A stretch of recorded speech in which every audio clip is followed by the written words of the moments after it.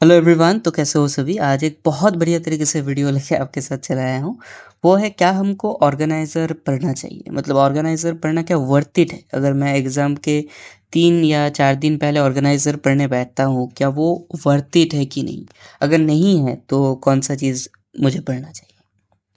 तो एक बात तो पहले से ये मान लो कि ऑर्गेनाइज़र आप अगर 2 दिन पहले भी पढ़ने बैठते हो तो आपके पास टोटल मैंने कोई सा भी एक रैंडम सब्जेक्ट लिया है इसमें डेटा वायरहाउसिंग माइनिंग का, और इसमें 120 पेजेस है।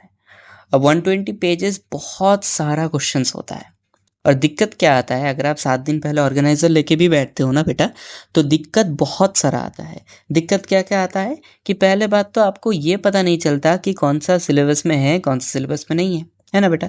ये देखो, शायद ये what is data mart appropriate, शायद ये क्वेश्चन, हाँ, किस लिए क्रिएट किया जाता है। अब ये 2011 में एक बार ही आया था, उसके बाद कभी रिपीट नहीं हुआ। तो इसको पढ़ने का मतलब भी तो ज़्यादा बंदा नहीं है ना, मतलब क्या ही पढ़ूँ, मतलब ठीक है।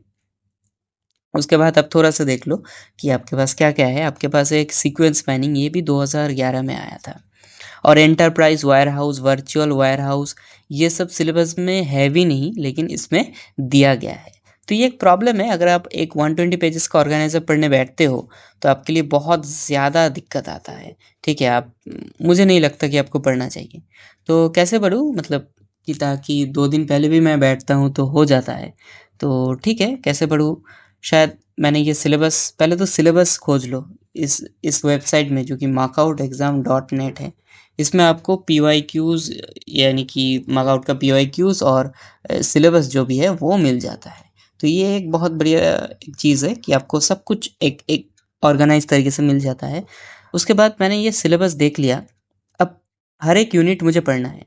तो एक काम क्या करो कि यूनिट 1 का आप पढ़ रहे हो शायद, तो यूनिट 1 का सब कुछ कॉपी कर लो। या मैं कंट्रोल सी कर कॉपी कर लेता हूँ। इसको सिलेक्ट किया, उसके बाद कॉपी कर लिया। उसके बाद कोई सा भी एआई वेबसाइट, चैट जीपीटी हो सकता है या आपका व्हाट्सएप का मेटा भी हो सकता है, आप उसमें जाओ और ये सिलेबस झाप दो कंट्रोल वी करके।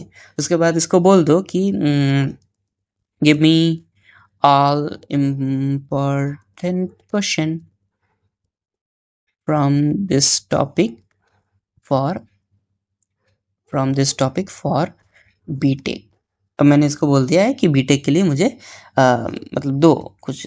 ये क्या दिया है, frequent pattern mining, sequential pattern mining, और यूनिट वाइज मुझे दे भी दिया है इसमें। शायद डेटा वायर हाउस कैसे, किसको डिफाइन किया जाता है, ओलैप ओएलडीपी का डिफरेंस, डेटा माइनिंग क्या है, और ठीक है, पता चल गया।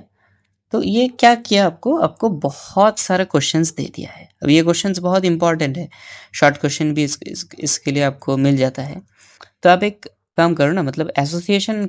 अब एक बात आपको देखो कि जो भी है, मतलब जो भी क्वेश्चन दिया गया है, शायद ये देख लो एसोसिएशन एंड कोरिलेशन।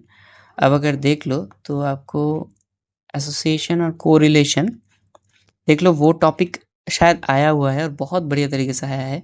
तो अब देख लो, ये देख लो वो एसोसिएशन रूल माइनिंग, और ये 2013, मतलब 2013 और 2017 में पूछा गया है। तो एक इम्पॉर्टेंट क्वेश्चन है और आपको ये इम्पॉर्टेंट क्वेश्चन ये बता भी रहा है ना। तो बहुत इम्पॉर्टेंट क्वेश्चन आपको बता रहा है कि पहले तो डिफाइन करो डेटा वायर हाउस। अब देख लो डेटा वायर हाउस का डिफिनेशन शायद यहाँ पर तो मांगेगा ही, और शायद आया भी है, what is data wire house and what is it different from data. ठीक है, तो आपको ये मिल जाएगा कि डेटा वायर हाउस क्या है, कंपोनेंट्स क्या है, आर्किटेक्चर क्या है, और ये सब कुछ ही आएगा। मुझे ये मान लो, अगर आप इसको ना भी पढ़ो ना, सिर्फ इसको पढ़ के चले जाओ, ये पूरा यूनिट का जो है तो आपको मिल जाएगा सब। उसके बाद आपको अगर एमसीक्यू चाहिए या प्रीवियस ईयर यूनिवर्सिटीज़ क्वेश्चन चाहिए तो आप लो अब बता दो कि please give me PYQs, give me PYQ.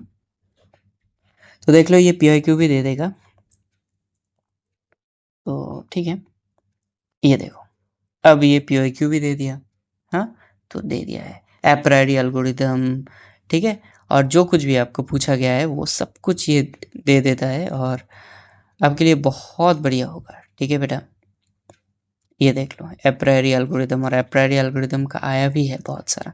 तो आप ये थोड़ा सा देख लो, अगर आप ये क्वेश्चन सारा देख के चले जाते हो ना तो बहुत बढ़िया होगा। और आपको मतलब अगर कोई क्वेश्चन आपको पता नहीं है ना, और आप बताना चाहते हो। तो ये देख लो, शायद मुझे KDD का प्रोसेस जानना है, तो मैंने इसे सिलेक्ट किया, Ctrl+C किया, उसके बाद ये दे दिया और लिखा कि गिव मी शॉर्ट आंसर, ऐसा करके कुछ लिख दिया। अब ये थोड़ा सा ये शॉर्ट आंसर दे देगा, तो बहुत शॉर्ट, सिर्फ एक एक लाइन करके ये दे देगा मुझे, तो अच्छा है। अब कोई सा भी, और देख लो याद करने का तरीका भी दे देता है, SCTMEP, सिलेक्शन क्लीनिंग ट्रांसफॉर्मेशन। अगर आप इसमें जाओगे ना तो आपको ये सारा कुछ नहीं मिलेगा। और ये देख लो KDD प्रोसेस शायद इसमें है भी, और ये देख लो KDD प्रोसेस 2016 में भी आया है। लेकिन इसमें आपको क्या मिलेगा, ये जो स्टेप है ये पॉइंट वाइज तो पहले नहीं है, तो ये आंसर तो आपको लिखना ही नहीं है, ठीक है। पॉइंट वाइज आंसर नहीं है, सिर्फ 1 2 ऐसे करके, मतलब पॉइंट का मतलब आइडेंटिफिकेशन भी नहीं है कि कौन सा पॉइंट किसके लिए लिखा गया है, तो एकदम मतलब बुरा बुरा आंसर लिखा है। अच्छा है, अच्छा बिल्कुल नहीं है। तो आप थोड़ा सा ये देख लो कि ये अच्छा एकदम भी नहीं है, और इसमें कितना बढ़िया तरीके से आपको बोला गया है। तो आप खुद ही जज कर लो ना कि आपको ऑर्गेनाइजर पढ़ना चाहिए कि नहीं चाहिए। एकदम नहीं चाहिए, मेरे मान लो तो नहीं चाहिए, ठीक है। अगर आपको कुछ पढ़ना भी है बेटा, अगर आप मान रहे हो कि ऑर्गेनाइजर मैं नहीं छोड़ूंगा, तो अगर आपको कुछ पढ़ना भी है तो आप ये पढ़ लो।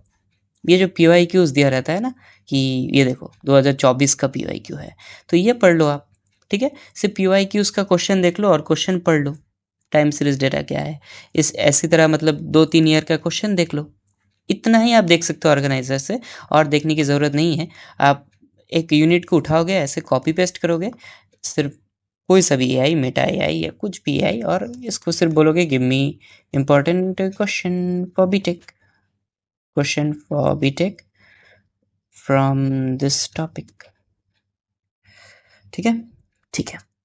अब ये लो सब कुछ चला है, सब कुछ चला है, और मतलब बहुत बढ़िया तरीके से दिया गया है, ठीक है। आपको बस ये सारा कुछ पढ़ना है, और ठीक है, विद एग्जांपल ये शॉर्ट आंसर टाइप ही क्वेश्चन है, 10 क्वेश्चंस, ऐसा भी कुछ नहीं है।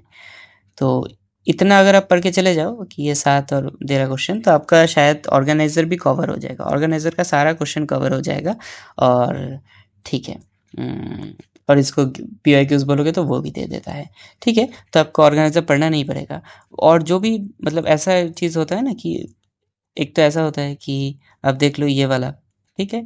जैसे कि आपको एक न्यूमेरिकल टाइप क्वेश्चन दिया रहता है, एल्गोरिदम बेस्ड क्वेश्चन दिया रहता है, तो वो सारा कुछ आप थोड़ा सा देख सकते हो ऑर्गेनाइजर से। मतलब पहले का पेजेस तो मत ही देखो, बात की ये जो PYQs का सेक्शन है उसमें ही थोड़ा सा देख लो कि कौन सा न्यूमेरिकल टाइप क्वेश्चन या कौन सा, हाँ वो थोड़ा सा आया है। ज़्यादा से ज़्यादा आपका बहुत सारे सब्जेक्ट में थ्योरेटिकल क्वेश्चन आता है, और थ्योरी के लिए ये अप्रोच भी बहुत ही बढ़िया है। तो अगर वीडियो अच्छा लगा तो थोड़ा सा लाइक कर देना, शेयर कर देना, और सब्सक्राइब कर देना। Thanks for giving us your time. Thank you.